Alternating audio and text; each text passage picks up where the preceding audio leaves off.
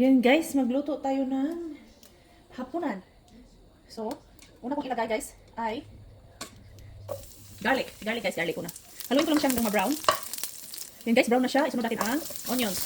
Ayan, haluin lang siya hanggang slightly soft. Ayan, ituloy ko lang yung paghalo niya. Ayan. Tapos, isunod ko yung beef ribs na pinakuluan ko na kaninang tanghali. Kaya ko nga yung pinakuluan kasi para madali siyang maluto. Hindi ko na siya antayin ng matagal. Yan guys, beef ribs ang gamit ko. Masarap yan. Paborito yan ng mga alaga ko. Yan guys, nalagay ko na lahat yung beef. Dagdagan ko na lang siya ng tubig.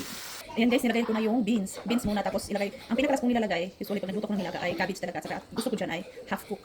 Ayaw ko ng overcook na cabbage. Mas masarap yung half cook, medyo crispy siya guys. Ayan. Tapos, yung pinakuluan kong tubig, hindi ko siya ginagawang ano dito. Ilalagay ko siya ng bagong tubig kasi sobrang taba ng ribs. Oh, lumulutan pa nga yung mga taba-taba niya guys. Kaya pinalitan ko siya ng bagong tubig, ang sabaw niya. Katulad dito, oh. Kita mo yan, sobrang pang Paris eh. Ayan guys, kumulo na siya. Ilagay na natin ang cabbage. Ayan. It's ready na. Ilagay natin ang cabbage guys, cabbage. Always talaga na may cabbage. Mas masarap pag may cabbage sa nilaga. Hindi kumpleto ang nilaga ko pag walang cabbage. Bahala na walang corn, basta may cabbage. Kasi hindi ako mahilig sa ano kasi guys, pag kumain kasi ako ng corn, alam mo, ang dami naiiwan sa sa cook. Hindi ko makakihila lahat. Ano kasi nipin ko maiksi.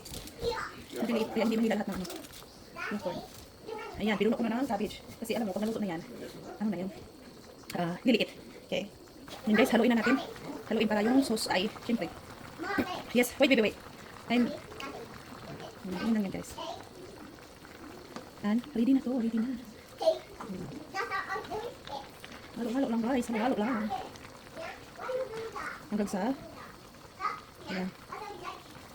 Masarap yan pag ang sausawan mo ay tapis na may kalamansi. Ayan.